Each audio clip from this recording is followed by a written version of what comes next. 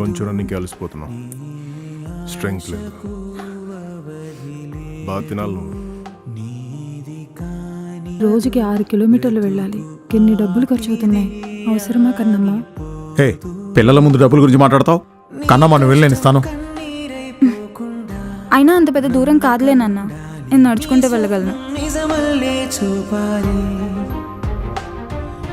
నువ్వు వెళ్ళేదారంతా ముళ్ళున్నా నీ దరి చేరాలి, ఓటమే తరుంచేలా సాయంగా నీ సైన్యంగా చెయ్యందించే వెలుగే రానుంది కదా. ధైర్యంగా అడుగే ఇంకా నీకై నిలిచే